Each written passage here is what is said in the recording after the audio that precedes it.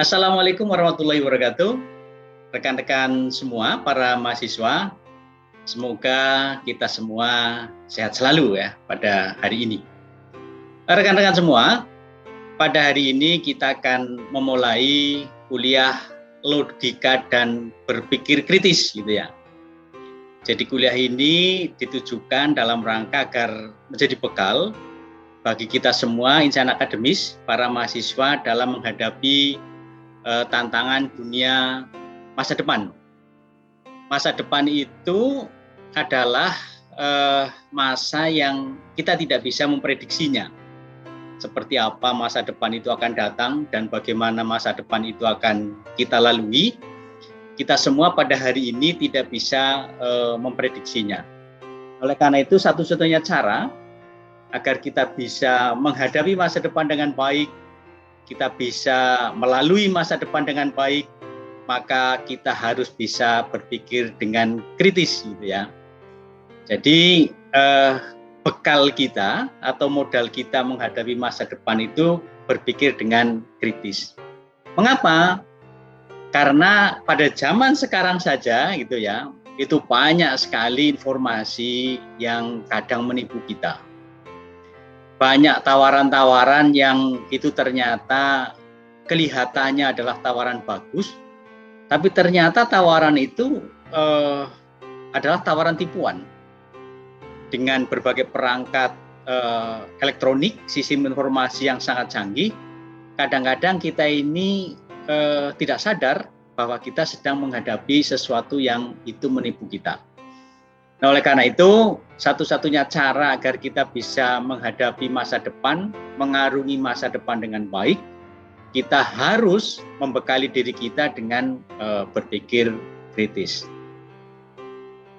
Pertanyaan kita adalah, apa itu sebenarnya berpikir kritis? Dan seperti apa langkah-langkah berpikir kritis itu, gitu ya? Serta bagaimana cara melatih kita agar kita berpikir kritis gitu ya, atau kita bisa berpikir kritis. Maka marilah kita mulai, kita simak penjelasan saya mengenai pertama, pengertian berpikir kritis. Apa itu berpikir kritis gitu ya. Jadi menurut para ahli, berpikir kritis atau sering disebut sebagai critical thinking adalah sebuah skill atau kemampuan ya bagi seseorang untuk berpikir secara jernih dan rasional, sehingga dengan pikiran yang jernih dan rasional itu kita bisa mengambil atau membuat sebuah keputusan yang masuk akal gitu ya, yang berdasarkan informasi yang diperoleh secara lengkap, dan informasi itu kemudian diproses oleh kita untuk sebagai dasar mengambil keputusan itu. Nah, dengan demikian berpikir kritis dapat diartikan juga sebagai alat ya untuk menganalisis, merekonstruksi, dan menganalisis dan merekonstruksi itu tentu saja dengan cara-cara yang logis, yang objektif, yang rasional, dan itu juga dilakukan dengan jelas dan independen. Ya. Itu inti atau pengertian berpikir kritis. Nah, seringkali kita ya sehari-hari kita mendengar istilah debat kusir, gitu ya. Debat kusir itu adalah perdebatan yang itu tanpa dasar logika yang jelas. Perdebatan yang tanpa disertai dengan bukti-bukti ilmiah yang bisa dipertanggungjawabkan. Ada juga istilah ngeyel. Oh, orang ini ngeyel. Artinya berargumen asal pokoknya atau harus gitu. Pokoknya pendapat saya semacam ini, maka pendapat saya yang harus diikuti. Itu bukan ciri-ciri orang berpikir kritis. Berpikir kritis itu adalah cara berpikir yang mengacu kepada fakta, mengacu kepada data dan bersifat objektif. Objektif itu artinya bahwa cara berpikir kita itu mengacu kepada evidence, kepada bukti-bukti. Bahwa saya mengajukan argumen ini karena ini ada bukti yang jelas. Dan bukti ini adalah bukti yang bisa dipertanggungjawabkan secara rasional. Sebagai contoh misalnya, kalau kita mendengar ada orang mengatakan bahwa di Laut Selatan sana itu ada seorang ratu perempuan yang bersemayam di sana yang disebut sebagai Nyai Roro Kidul.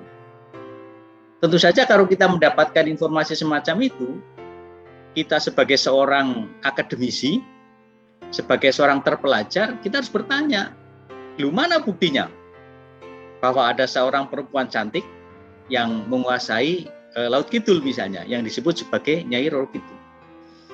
Kalau yang mengatakan tidak bisa menunjukkan bukti secara real dan bukti itu bisa dirasakan oleh panca indera kita, barulah kita percaya. Tapi selama itu tidak ada bukti yang bisa dirasakan oleh panca indera kita, dilihat oleh mata, dirasakan oleh kulit, ya, didengar oleh telinga kita, maka tentu saja ini bukan bukti, bukan realitas yang bisa dipertanggungjawabkan. Nah, oleh karena itu, sekali lagi, cara berpikir kritis ini adalah mengacu kepada sesuatu yang objektif, gitu ya, yang rasional, yang bisa dirasakan. Ini berpikir kritis. Nah, apa ciri-ciri atau karakteristik bahwa seseorang itu berpikir kritis? Bahwa saya sebagai seorang dosen misalnya, apa yang saya pikirkan itu adalah sesuatu yang kritis, ya. Bahwa Anda sebagai mahasiswa itu adalah sosok yang bisa berpikir kritis, gitu ya. Ada beberapa karakteristik. Jadi yang pertama, biasanya orang yang memiliki pikiran yang kritis itu biasanya memiliki keingintahuan yang tinggi. Jadi kalau Anda sebagai seorang mahasiswa itu sangat pasif gitu ya, masuk kelas, setelah itu hanya duduk saja, dosen menjelaskan, tetapi Anda tidak paham tentang apa yang dijelaskan oleh dosen itu, gitu ya.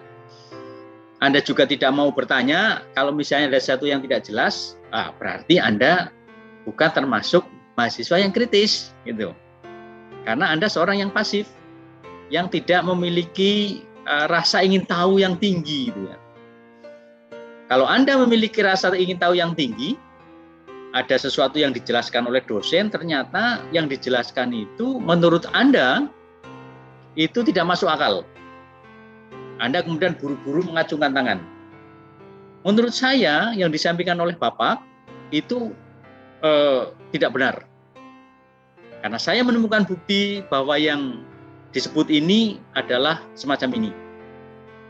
Nah, karena Anda berani berargumen dengan dasar ingin tahu yang lebih tinggi, maka Anda disebut sebagai mahasiswa yang kritis. Kemudian yang kedua, seorang yang kritis juga biasanya memiliki kreativitas yang tinggi.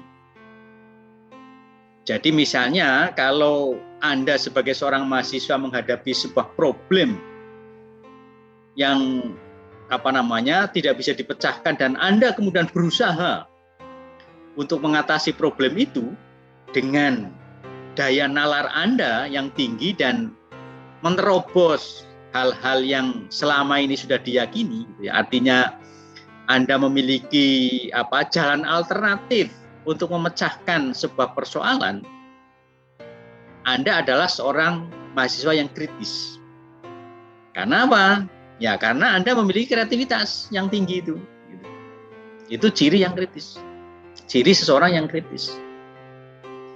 Kemudian orang yang memiliki cara berpikir kritis itu biasanya tekun. Tekun, tidak gampang menyerah ketika menghadapi persoalan. itu. Dan kemudian objektif.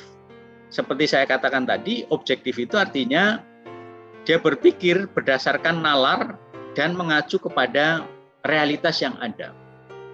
Tidak mudah dipengaruhi oleh orang lain, independen. Gitu. Nah, ini adalah karakteristik orang yang kritis. Gitu. Nah, tentu saja dengan kita berpikir kritis, berbagai permasalahan yang kita hadapi, gitu ya, berbagai tugas-tugas yang diberikan oleh dosen kepada kita sebagai mahasiswa, kepada Anda, begitu ya, itu tentu saja akan bisa ditangani dengan baik. Dengan kita terus-menerus ya berpikir kritis, maka kalau kita menghadapi berbagai persoalan, kita mampu memecahkannya. Karena apa? Ya karena kita memiliki bekal. Bekal bagaimana kita memecahkan berbagai persoalan itu, gitu ya. Yang intinya dengan kita berpikir kritis, maka kita memiliki berbagai alternatif untuk memecahkan berbagai persoalan itu. Nah, inilah inti dari berpikir kritis. Nah, apa sebenarnya tujuan kita berpikir kritis? Kenapa kita tidak berpikir biasa-biasa saja misalnya? Kalau kita berpikir biasa-biasa saja, kalau seluruh manusia yang ada di dunia ini hanya berpikir biasa saja, maka tentu saja dunia ini tidak akan maju. Dunia ini tidak akan berubah.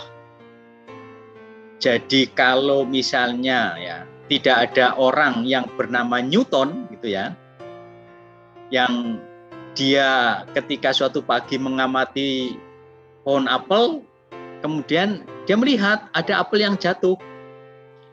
Kalau Newton tidak berpikir kritis, maka dia bilang, peduli apa dengan apel yang jatuh? Biarkan apel itu jatuh dan kemudian membusuk. Tetapi karena Newton itu adalah seseorang yang berpikir kritis, dia punya nalar yang tinggi, punya keinginan tahuan yang tinggi, maka dia berpikir, mengapa ya apel ini kok jatuhnya ke tanah? Mengapa apel ini tidak melayang ke atas? Ya, padahal ketika jatuh apel itu berada di udara bebas. Nah, karena Newton ini kemudian bertanya, maka ketemulah apa yang disebut sebagai gaya gravitasi. Bahwa bumi ini, dengan si Newton berpikir, dia berkesimpulan, berarti bumi ini memiliki daya tarik, gitu ya, memiliki gaya yang bisa menarik apa saja yang sedang melayang di udara. Nah, ini bukti bahwa karena Newton berpikir kritis, maka kemudian menemukan adanya gaya gravitasi. Sama juga misalnya Archimedes, ya. Ketika Archimedes itu mandi di bak mandi, gitu ya, di bathtub, dia kemudian berpikir, kenapa ya ketika saya nyemplung ke bak mandi itu kok kemudian tenggelam? Kenapa tidak melayang? Gitu ya. Nah, dia kemudian bertanya bahwa kalau saya nyemplung di bak mandi ini dan air yang keluar itu sama dengan air yang didesak oleh benda itu, maka posisinya akan ngambang. Nah, karena adanya pertanyaan itu, maka muncul yang namanya gaya Archimedes. Jadi berbagai temuan ya yang terjadi di dunia ini itu berlangsung karena ada orang-orang yang berpikir kritis, karena ada orang-orang yang bertanya pada ketika menghadapi realitas yang dihadapi.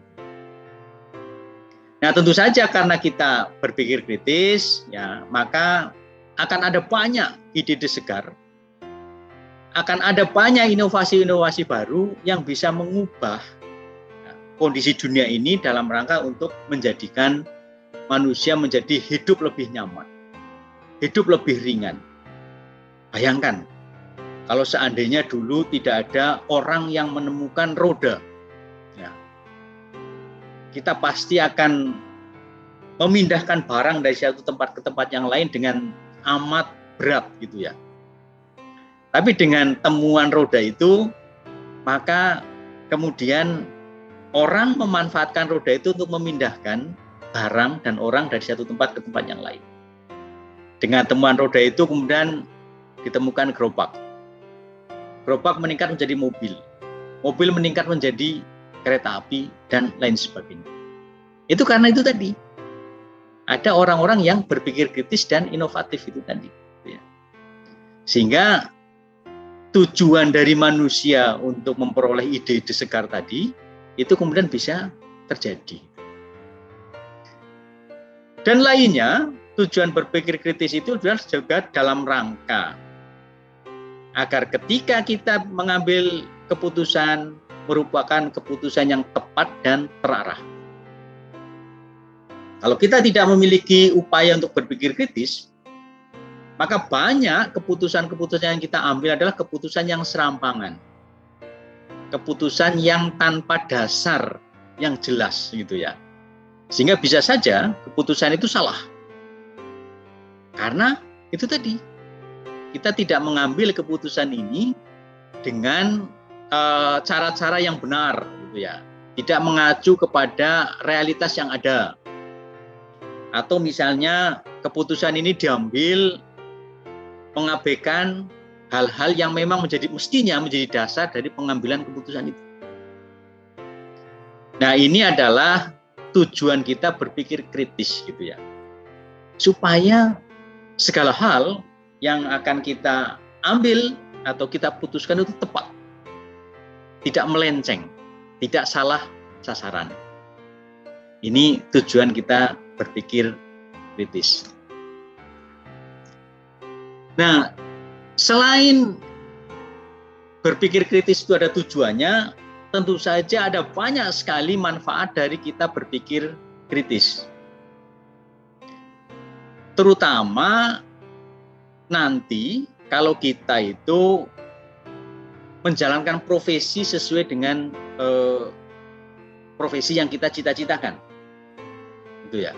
Tentu saja berpikir kritis itu harus mulai dilakukan sejak awal kita menjadi manusia sampai nanti kita menjumpai ajal. Artinya setiap saat itu mestinya manusia itu memang harus berpikir kritis tadi. Gitu ya.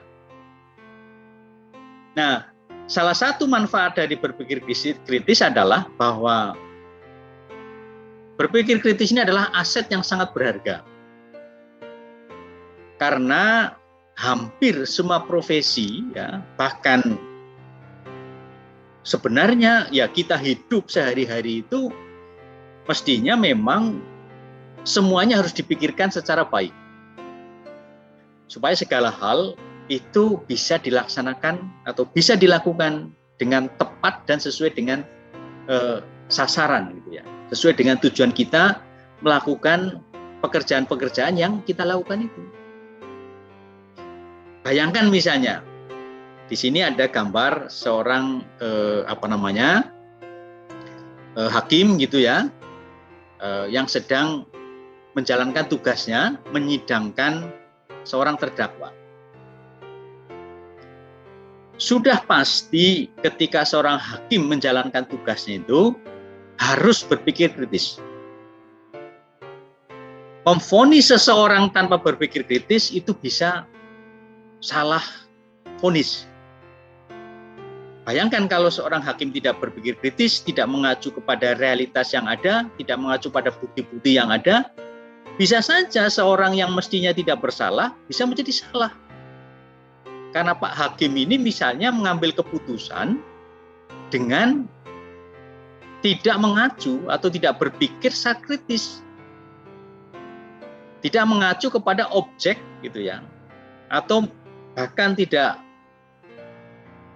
mengacu kepada realitas yang ada, pada bukti-bukti yang ditemukan gitu ya. Maka ini sangat berbahaya. Demikian juga misalnya seorang dokter. tentu saja dokter ini adalah sebuah profesi yang membutuhkan daya nalar yang tinggi, membutuhkan logika yang tinggi, membutuhkan kekritisan yang jauh lebih besar daripada profesi yang lain. Karena apa? Karena profesi dokter ini menyangkut nyawa seseorang. Ya mirip juga dengan seorang hakim tadi. Jika seorang hakim misalnya memutuskan ada terdakwa yang dia dituntut hukuman mati gitu ya, ternyata kemudian karena kesalahan si hakim tadi ini tidak jeli misalnya, seseorang yang mestinya itu tidak divonis mati menjadi divonis mati. Wah, ini pasti akan sangat berbahaya. Sama dengan seorang dokter. Seorang dokter yang mendiagnosa seseorang gitu ya, tetapi cara mendiagnosanya itu misalnya serampangan, tidak memperhatikan berbagai realitas yang ada terkait dengan kondisi pasien itu, maka bisa saja diagnosa si dokter ini salah dan kemudian pasien itu kemudian meninggal dunia atau cacat. Maka itu tentu saja sangat berbahaya. Demikian juga seorang ahli mesin misalnya. Seorang ahli mesin yang bertugas untuk mendesain atau insinyur mesin itu ya, yang bertugas untuk mendesain mesin tertentu, kalau perhitungannya salah akibat tidak berpikir kritis, maka ini jangan akan membahayakan. Mungkin mesinnya tidak akan berjalan dengan baik. Atau mesinnya berjalan baik tapi tidak efisien dari energi, aspek energi misalnya. Atau mesinnya berjalan dengan baik tetapi membahayakan bagi manusia. Dengan demikian, berpikir kritis ini adalah aset yang sangat berharga bagi setiap manusia. Karena apa? Hampir semua keputusan ya yang diambil oleh seseorang itu tentu saja harus didasari pada hal-hal yang dalam hal ini konteksnya adalah berpikir kritis itu. Cerdas. Orang yang berpikir kritis itu pasti cerdas. Orang yang mengambil berbagai keputusan dengan cara berpikir kritis, pasti keputusannya jauh lebih baik, jauh lebih bermanfaat gitu ya, dibandingkan dengan orang-orang yang cara berpikirnya itu mengambil jalan pintas. Atau cara berpikirnya itu sangat sederhana dengan mengabaikan berbagai fakta-fakta yang ada. Nah ini, jadi manfaat berpikir kritis yang pertama itu, bahwa ini adalah menjadi fondasi paling dasar ketika kita ingin mengambil keputusan-keputusan. Keputusan yang terbaik adalah keputusan yang dilandasi dengan berbagai bukti, juga keputusan yang dilandasi dengan cara kita berpikir objektif. Itu yang menjadi ciri berpikir kritis. Kemudian yang kedua, tujuan yang kedua dari berpikir kritis adalah agar kita tidak mudah tertipu. Sekarang ini ya, di mana kita ini berada dalam dua dunia, ya. Sekarang hampir semua orang itu berada di dua dunia, yaitu dunia nyata yang berada kita sehari-hari ini dan dunia maya, itu ya, dunia yang berada di dalam perangkat sistem informasi kita. Itu yang disebut sebagai dunia maya. Dan sekarang ini sebagian besar orang waktunya itu dihabiskan di dunia maya. Ada banyak hal yang semula itu dilakukan di dunia nyata, sekarang bisa dilakukan melalui perangkat-perangkat sistem informasi itu, melalui HP kita, melalui laptop kita, melalui komputer kita. Sekarang ini berurusan untuk mentransfer uang gitu ya, kita tidak perlu datang ke bank.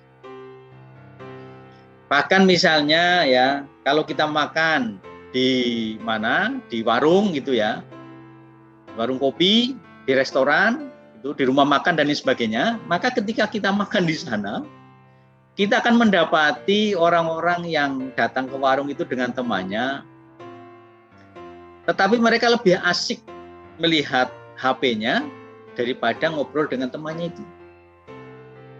Yang ini membuktikan bahwa kehidupan kita sekarang ini lebih banyak di dunia maya. Gitu ya. Nah, celakanya dalam kondisi semacam itu ternyata antara yang benar dengan yang salah itu menjadi sangat-sangat samar. Tidak jelas sekarang ini. Kita tiap hari mendapatkan tulisan yang disebar secara berantai dari satu HP ke HP yang lain. Dari satu alamat ke alamat yang lain. Dan kita tidak tahu apakah tulisan ini benar atau tidak. Demikian juga dengan video. Seringkali kita mendapatkan kiriman berbagai video yang antara video ini benar atau tidak itu kita tidak bisa membuktikannya secara cepat itu. Nah, ini adalah situasi yang kritis sebenarnya pada saat ini. Beberapa waktu yang lalu saya pernah membaca berita ada seorang itu ya yang tertipu gara-gara kenalan dengan seseorang dengan lawan jenisnya melalui media sosial. Ketika terjadi pernikahan menjelang nikah ternyata baru disadari bahwa orang ini ternyata memiliki jenis kelamin yang sama gitu ya. Sama-sama laki-laki. Nah, karena apa? Karena itu tadi. Di situasi sekarang ini dengan berbagai teknik yang sedemikian rupa, kita bisa membuat trik-trik tipuan yang sangat canggih. Nah, kalau dalam situasi semacam ini kita tidak berpikir kritis, tidak berpikir logis gitu ya, tidak berpikir rasional, maka tentu saja kita menjadi makanan empuk dari para penipu itu. Kita akan bisa menjadi korban gitu ya. Uang kita bisa hilang dalam sekejap. Uang yang misalnya dikumpulkan selama bertahun-tahun gitu ya, itu bisa hilang. Sekarang banyak sekali orang yang tertipu tawaran-tawaran investasi melalui tawaran media sosial ini. Nah, ini karena kita tidak berpikir kritis. Nah, jika kita itu berpikir kritis, artinya kita melakukan cek gitu ya. Kita melakukan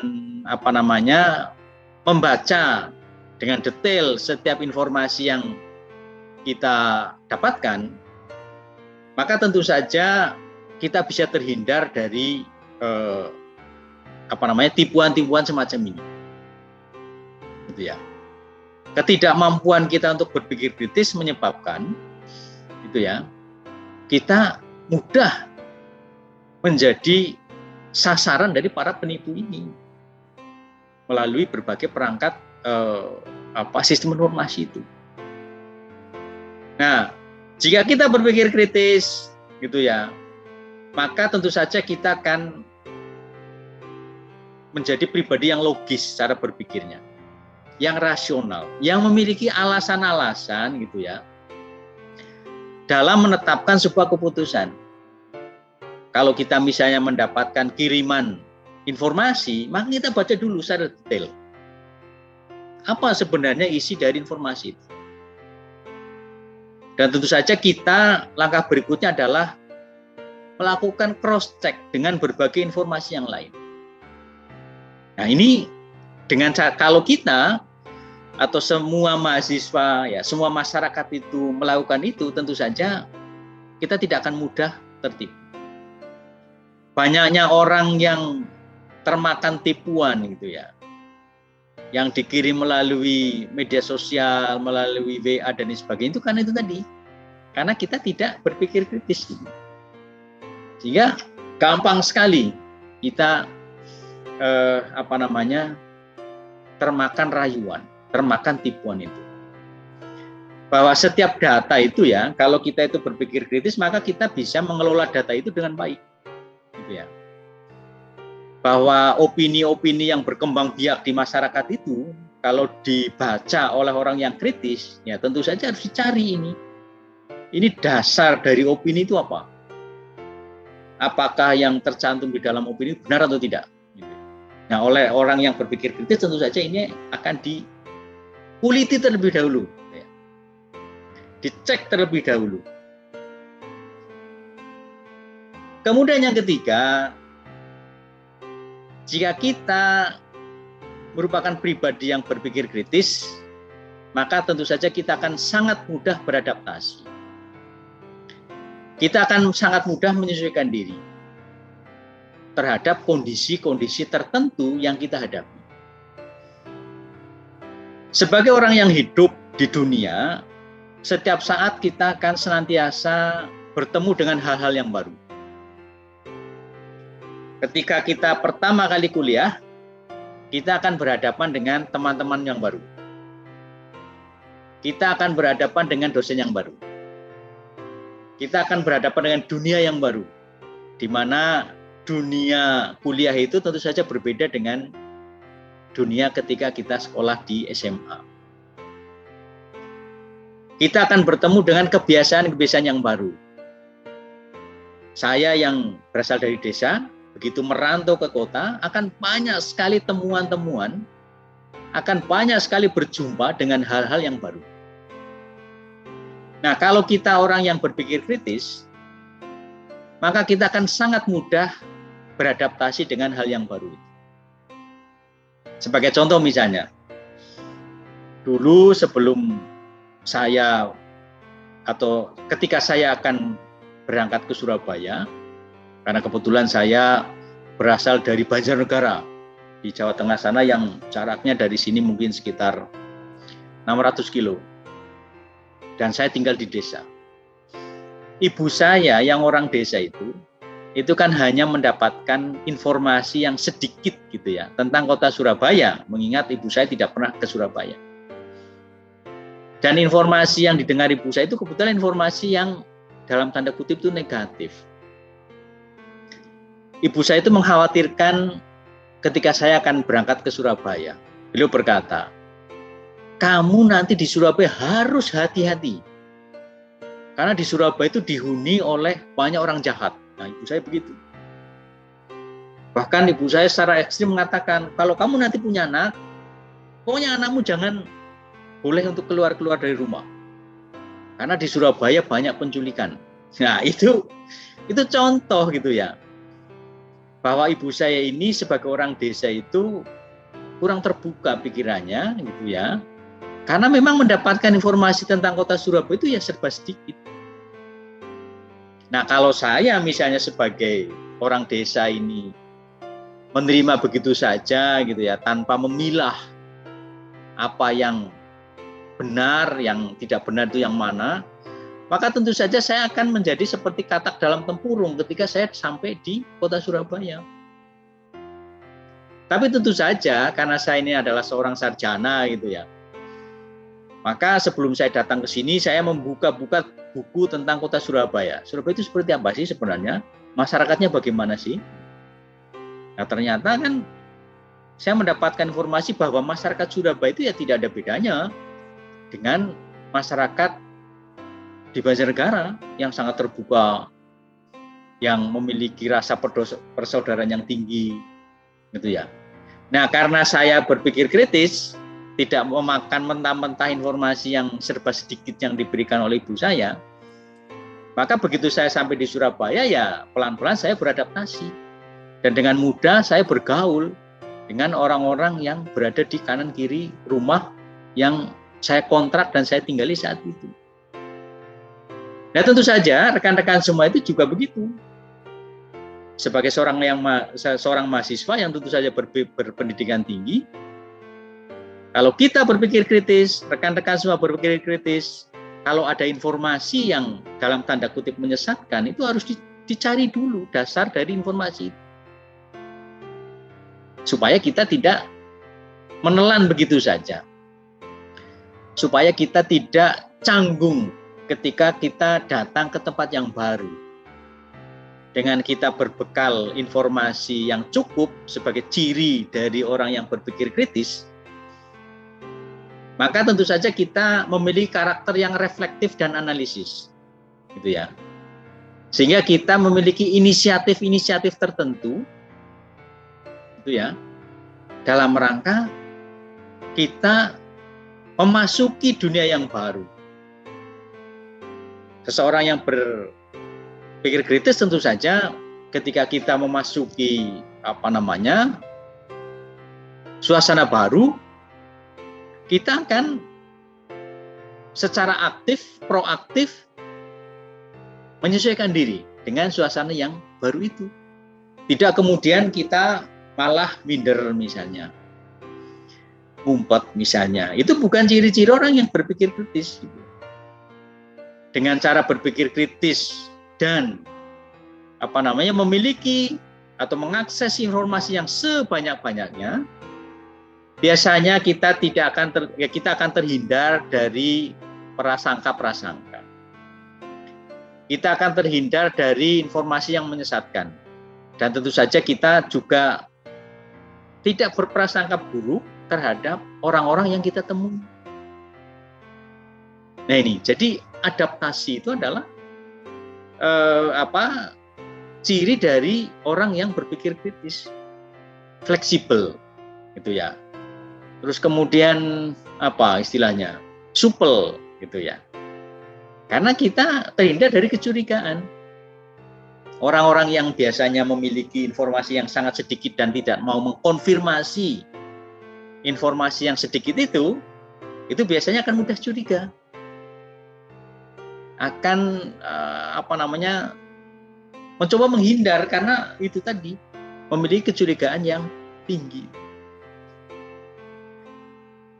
Nah, kemudian yang keempat itu ya, tujuan dari berpikir kritis adalah meningkatkan kreativitas. Tadi di awal saya sudah coba sampaikan ciri tentang orang-orang yang kreatif ini. Jadi berpikir kritis itu akan membuat seseorang itu memiliki banyak strategi, gitu ya, memiliki pandangan-pandangan alternatif, gitu ya, dan tidak fanatik terhadap sudut pandangnya, gitu.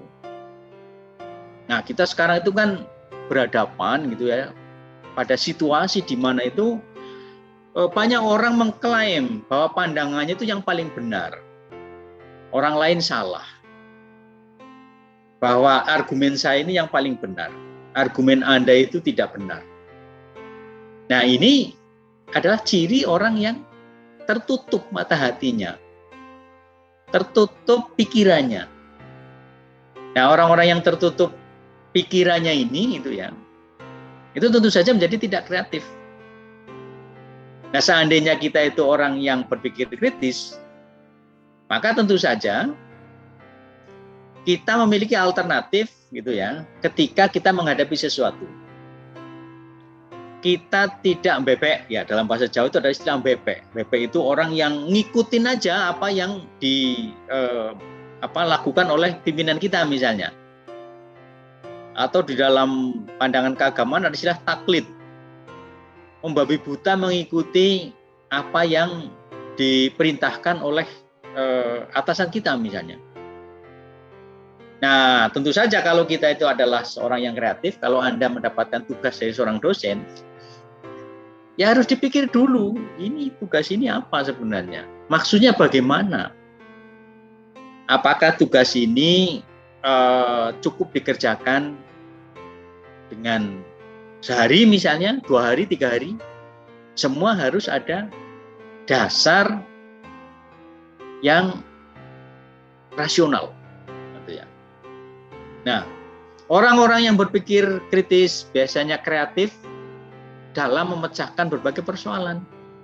Ada banyak hal alternatif yang bisa dilakukan. Tidak hanya satu jalan saja, satu cara saja dalam kita mengatasi persoalan.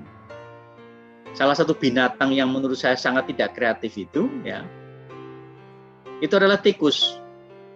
Tikus itu ya, untuk menuju satu titik dia hanya memiliki satu jalur saja. Ya, jalur itu saja gitu ya. Kalau jalur itu ditutup, nah dia akan kebingungan. Itu contoh. Nah, kalau kita itu semacam itu, ya maka ya tidak ada bedanya dengan tikus misalnya. Kalau kita tidak memiliki alternatif. Sebagai seorang akademisi, sebagai mahasiswa, kita harus memiliki banyak alternatif ketika kita menghadapi sesuatu. Yang kelima, dengan kita berpikir kreatif dan kritis, ya, maka kita akan bisa meningkatkan keterampilan berbahasa. Orang-orang yang memiliki argumen yang kuat, gitu ya, dan berbahasa dengan sistematis, itu biasanya adalah orang-orang yang memang memiliki pikiran kritis, yang dibekali, gitu ya, dengan berbagai data yang kuat, yang dibekali dengan berbagai informasi yang kuat, sehingga orang-orang yang juara debat, gitu ya, adalah orang-orang yang memiliki argumen yang baik. Orang-orang ini adalah memiliki pikiran yang kritis, memiliki bekal, ya, informasi yang cukup, gitu. Pola berpikir kritis ini biasanya bisa meningkatkan kemampuan kita untuk memahami struktur logika teks, ya, saat kita mempelajari dan menganalisisnya. Sehingga biasanya orang-orang yang memiliki kemampuan yang kritis tadi itu biasanya bisa mengambil keputusan yang tepat, gitu, dalam waktu yang singkat, gitu. Nah, orang-orang yang mampu mempresentasikan pikirannya itu dengan baik, itu biasanya itu tadi, karena dia memiliki kemampuan berpikir yang baik, yang kritis tadi. Nah, berikutnya adalah bagaimana langkah-langkah berpikir kritis supaya langkah kita itu tepat, gitu ya. Supaya ketika kita mengambil keputusan itu merupakan keputusan yang terbaik. Di sini paling tidak ada 7 langkah, gitu ya. 7 langkah apa yang harus kita lakukan, yang disebut sebagai langkah berpikir kritis. 7 langkah itu, yang pertama, ketika kita menghadapi sesuatu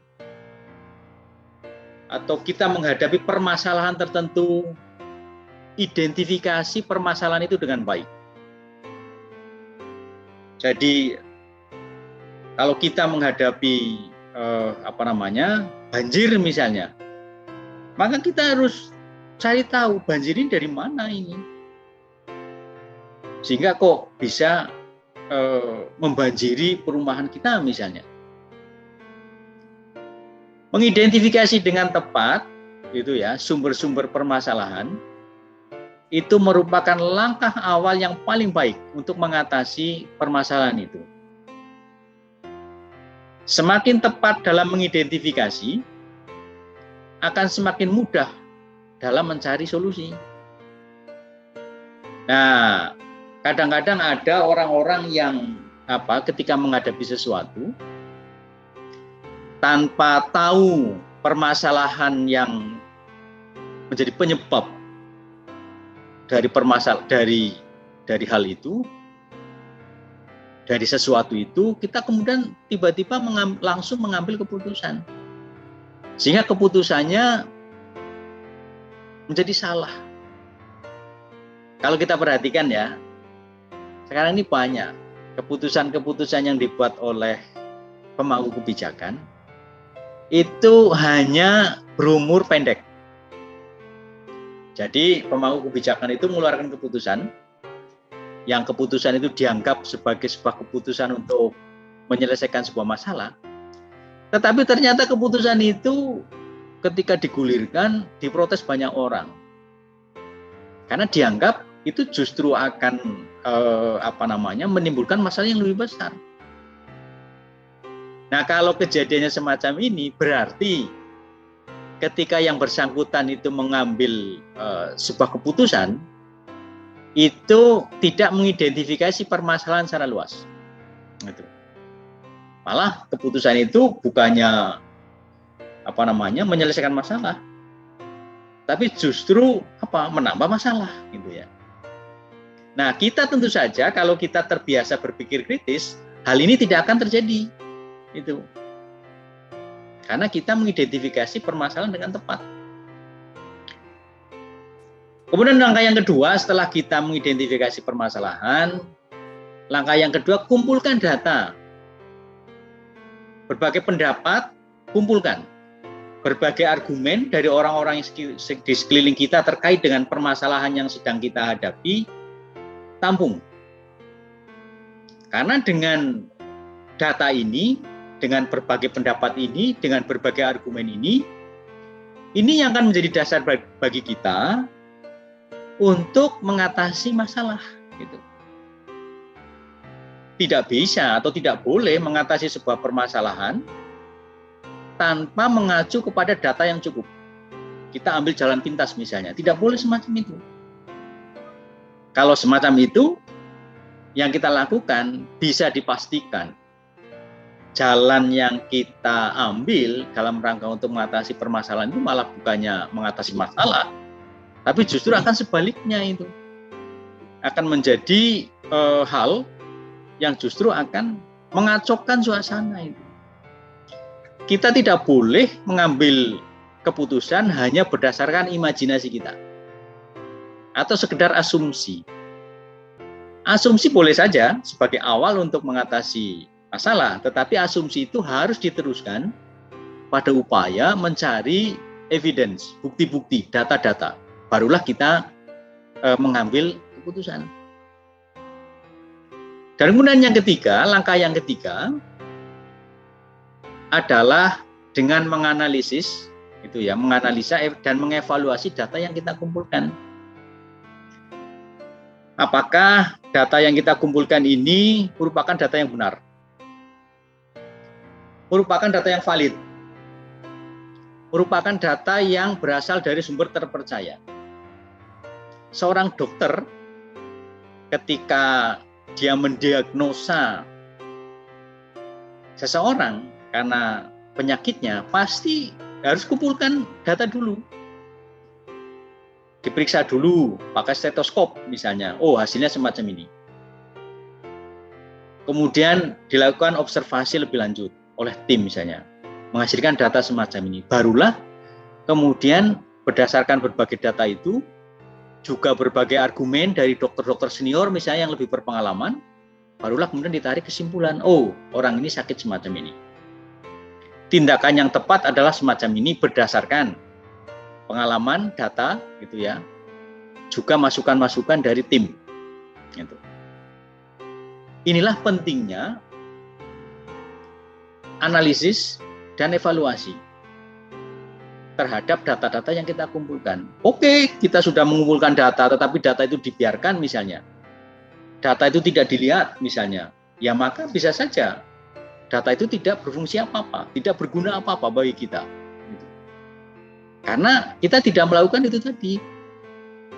Kalau hati misalnya berwarna hitam semacam ini artinya apa? Demikian juga misalnya teman-teman yang bekerja di laboratorium kimia misalnya. NaCl dicampur dengan KCl misalnya. Ini apa yang akan terjadi? Itu harus diamati. Harus ditarik kesimpulan-kesimpulan untuk nanti digunakan kepentingan yang lebih besar. Jadi setiap data ini harus dievaluasi. Tidak boleh dibiarkan.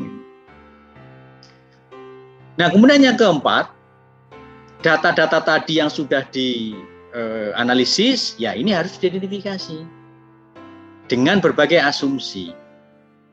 Asumsi itu adalah secara sederhana adalah dugaan yang diterima sebagai dasar, gitu ya. Jadi misalnya hari ini hujan besar, ya.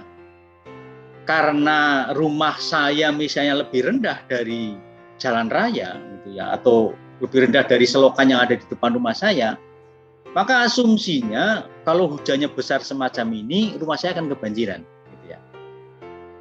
Ini kan dugaan awal karena adanya pengalaman-pengalaman sebelumnya gitu ya. Tetapi belum tentu asumsi ini benar atau salah gitu. Asumsi itu bisa benar, bisa salah. Karena asumsi ini dasarnya adalah dugaan sementara. Tetapi semua data yang kita kumpulkan itu harus menjadi dasar ketika kita membuat asumsi-asumsi. Yang asumsi ini nanti akan dijadikan landasan ya, ketika kita beranjak pada proses berikutnya. Asumsi ini semacam test case gitu ya, uji coba atas data yang kita miliki gitu ya. Nah, dengan demikian, dengan adanya test case ini gitu ya, kita bisa bersiap terhadap kemungkinan-kemungkinan terkait dengan data yang kita miliki dalam rangka untuk memecahkan masalah. Kemudian langkah yang kelima, tentukan hal-hal yang signifikan. Mana yang penting, mana yang kurang penting. Apakah jawaban yang kita ambil berdasarkan data-data yang kita miliki itu memadai atau tidak? Apakah jawaban yang kita ambil itu relevan atau tidak dengan permasalahan yang sedang kita hadapi? Nah, kalau kita menghadapi permasalahan dan setelah kita melakukan berbagai langkah itu kemudian menemukan jawaban, ternyata jawabannya itu tidak pas, maka jangan digunakan jawaban itu untuk mengatasi masalah yang sedang kita coba pecahkan itu. Nah, barulah setelah semua langkah itu dilakukan, kita akan mengambil sebuah kesimpulan. Ibarat seorang hakim gitu ya, setelah semua data dikumpulkan, semua argumen dari pengacara itu didengar, semua tuntutan dari jaksa didengar, maka yang paling akhir adalah mengetok palu untuk memvonis gitu ya, si A ini layaknya dihukum berapa tahun ya. Ini harus ada sebuah keputusan gitu. Putusan untuk membuat kesimpulan. Hakim harus apa? Hakim harus bermusyawarah untuk menentukan berapa tahun vonis yang akan dijatuhkan. Sama dengan seorang dokter. Walaupun dokter itu misalnya sendirian ya menghadapi pasien, maka tentu saja langkah 1 sampai 5 itu harus diambil dalam rangka untuk membuat langkah yang ke-6 ini, yaitu menjatuhkan sebuah kesimpulan terhadap seseorang yang mengalami sakit tertentu. Gitu ya. Nah, kesimpulan ini adalah pernyataan ya yang biasanya ringkas gitu, diambil dari Dari proses yang telah dilakukan dari langkah 1 sampai 5 itu.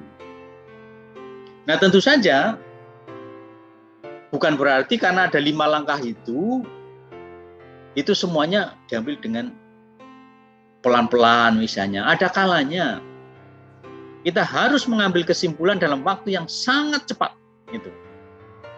Tetapi kalau kita biasa berpikir kritis, tentu saja ini bukan hal yang sulit. Gitu. Bukan hal yang sulit, gitu ya. Ketika kita harus membuat kesimpulan dan kemudian menjadikan kesimpulan itu untuk memecahkan permasalahan. Gitu ya. Nah, kesimpulan itu tentu saja kalau kita berpikir kritis, gitu ya. Kesimpulan apapun itu diambil dalam rangka untuk memecahkan masalah yang kita hadapi. Seringkali kita itu harus berpikir sangat cepat itu untuk bisa mengambil kesimpulan yang tepat dalam rangka untuk mengatasi masalah. Nah, oleh karena itu berpikir kritis itu adalah sebuah tindakan yang tidak datang seketika. Berpikir kritis itu perlu latihan. Kecuali bagi orang-orang yang sangat cerdas, gitu ya. Orang yang super. Berpikir kritis itu adalah proses yang harus dilatih sedikit demi sedikit. Nah, langkah-langkah apa supaya kita bisa melatih diri untuk berpikir kritis? Ada beberapa langkah. Yang pertama, kalau kita ingin berpikir kritis, kita tidak boleh lelah untuk mengamati secara langsung. Karena apa? Basis dari berpikir kritis itu adalah pada fakta-fakta, pada data-data, pada bukti-bukti yang real sifatnya. Bagaimana mungkin kita akan mengambil sebuah keputusan yang tepat kalau kita tidak mengamati secara langsung atas apa yang akan dijadikan dasar untuk mengatasi persoalan itu. Kalau kita ingin membuat sebuah jembatan yang kuat, maka kita harus tahu bahannya besi, beton, mana yang lebih kuat. Ya kita harus amati, kita harus masuk ke lab, mencoba mengukur kekuatan dari besi berapa, kekuatan dari beton berapa, gitu ya. Kekuatan dari kayu berapa, gitu ya. Kita tidak boleh hanya main imajinasi, karangan, gitu. Kita tentu harus mengamati secara langsung. Kalau kita ingin tahu bahwa pesawat itu bisa terbang, itu ya, itu disebabkan oleh apa? Ya kita harus mendekat ke pesawat itu. Bahwa pesawat itu diterbangkan karena ada mesin, karena ada angin, gitu ya. Karena ada konstruksi pesawat yang dibuat sedemikian rupa sehingga pesawat itu bisa melayang. Nah, kalau kita tidak bisa mendekat, ya kita hanya berandai-andai, jangan-jangan pesawat itu terbang karena ada makhluk halusnya, ada jinnya misalnya. Oh, ini jelas bukan ciri orang yang berpikir kritis. Kemudian yang kedua, cara melatih diri kita agar kita berpikir kritis itu adalah selalu bertanya atas semua fenomena, hal-hal yang kita hadapi. Ada pepatah, malu bertanya sesat di jalan, gitu ya. Ya kecuali Anda ingin tersesat, ya tidak bertanya, gitu ya. Tapi pepatah ini adalah pepatah yang sangat cerdas. Ini menunjukkan bahwa kalau kita ingin mengetahui sesuatu, kita tidak boleh lelah untuk bertanya kepada orang-orang yang lebih pintar. Ya, kalau rekan-rekan semua itu statusnya sebagai mahasiswa, kalau Anda ingin menjadi mahasiswa yang cerdas, yang tahu segala hal, ya tidak lelah untuk bertanya pada kakak kelas, tidak malu bertanya pada para dosen, gitu ya. Karena apa? Ketika kita bertanya dan kemudian memperoleh jawaban, maka otomatis kita akan mendapatkan informasi baru. Kita akan mendapatkan data. Kita akan mendapatkan fakta-fakta. Atau kita akan mendapatkan argumen tertentu atas apa yang dijelaskan oleh dosen kita. Archimedes itu, ya, seperti yang diilustrasikan di gambar ini, dia tentu saja bertanya pada dirinya sendiri, gitu ya. Ketika dia nyemplung ke bak mandi, kenapa ketika saya menyemplung ke bak mandi kok tenggelam, gitu ya. Nah, setelah bertanya kemudian, ternyata coba kita ukur airnya. Lebih banyak bobotnya, lebih banyak air yang tumpah atau lebih berat saya yang masuk di air itu.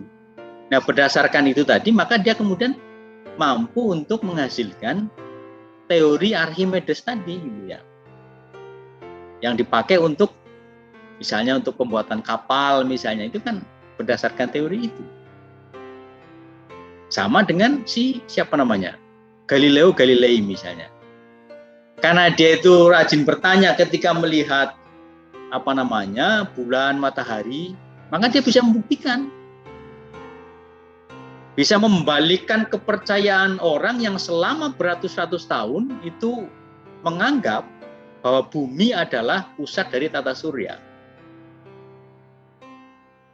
Karena dia bertanya, maka dia bisa mengambil kesimpulan, oh bukan bumi yang menjadi pusat tata surya, tetapi apa? Matahari. Dan apa yang dirumuskan oleh dia itu ditentang oleh banyak orang gitu ya, oleh orang-orang yang yang menganggap bahwa bumilah pusat tata surya itu. Tentu saja orang-orang yang selama ini merupakan para penemu gitu ya, itu berangkat dari ini, selalu bertanya, karena dia adalah orang-orang yang berpikir kritis. Kemudian yang ketiga, kalau kita mengawali belajar berpikir kritis dengan banyak bertanya, gitu ya, bertanya, maka setelah itu tugas kita adalah sabar mendengarkan jawaban atas apa yang kita tanyakan. Sebagai orang yang sedang belajar menjadi kritis, tentu saja kita harus sabar untuk mendengar, jadi pendengar aktif, ya. Mendengarkan dengan tekun. Dengan kita mendengar dengan tekun, maka kita akan mendapatkan informasi yang banyak, gitu ya. Dan dengan demikian kita akan meningkatkan daya kritis kita, gitu ya. Ya, karena apa? Ya dengan bertanya, dengan sabar menanti jawaban atas pertanyaan itu, atau sabar mendengarkan berbagai informasi yang masuk ke kita, gitu ya. Sabar mendengarkan orang-orang yang memberikan tausiah misalnya. Maka pelan-pelan kita akan memiliki modal data yang banyak. Dengan demikian, ketika kita ditanya orang misalnya, atau kita melihat fenomena tertentu, kita bisa memberikan jawaban secara ilmiah bahwa ini loh, karena datanya dari sini, berdasarkan informasi yang didapatkan ketika saya mendengarkan orang lain menyampaikan sesuatu. Nah, ini ciri yang berbeda. Nah, kemudian yang keempat, tentu saja kalau kita ingin berpikir kritis atau ingin menjadi manusia yang kritis, kita tidak boleh bosan untuk mengevaluasi ya data-data, fakta-fakta yang kita dapat. Kita harus rajin untuk melakukan check and recheck. Sekalipun misalnya informasi itu didapatkan dari dosen kita, tetapi informasi ini saya meragukan, ya tentu saja kita harus melakukan cek ulang atas informasi yang kita lakukan. Di dalam metode ilmiah misalnya, penelitian-penelitian kita yang lakukan di laboratorium, sebaiknya prosesnya tidak hanya sekali. Dalam rangka apa? Dalam rangka untuk melakukan evaluasi atas data yang kita dapatkan. Dengan demikian, dengan kita melakukan evaluasi ini, diharapkan kita bisa mengambil kesimpulan yang tepat, gitu ya. Kita harus pastikan bahwa fakta-fakta, data-data yang kita dapatkan itu adalah data-data yang bisa dipertanggungjawabkan. Mohon maaf, saya ini seorang sejarawan. Seorang sejarawan itu modalnya adalah data-data yang ada di arsip-arsip yang kadang-kadang membingungkan. Sehingga ketika saya menemukan data tertentu atas apa yang saya cari, ya saya harus bisa bandingkan valid atau tidak data ini. Jangan sampai data itu adalah data yang merupakan data palsu. Di era yang serba digital ini, pembuatan data palsu itu gampang sekali dilakukan dengan bantuan berbagai perangkat itu. Nah, oleh karena itu, tentu saja tugas kita sebagai insan yang berpikir kritis, jangan mudah terpercaya, jangan mudah percaya atas data-data yang kita temukan. Tetapi evaluasi, analisis dengan baik data itu. Dengan kita melakukan evaluasi terus-menerus atas data itu, maka kita akan bisa mendapatkan data yang valid. Saya kira itu pengantar dari saya untuk mata kuliah kita kali ini, dan saya harapkan apa yang saya sampaikan ini bisa menjadi bekal bagi rekan-rekan semua, gitu ya, sebagai insan akademis, sebagai bekal bagi kita untuk mengarungi masa depan yang serba tidak menentu itu, dengan berbagai perkembangan teknologi yang sangat dahsyat. Semoga kita semua bisa mengambil pelajaran dari sedikit yang saya sampaikan, gitu ya. Dan semoga kita semua bisa menjadi insan-insan yang kritis. Terima kasih. Wassalamualaikum warahmatullahi wabarakatuh.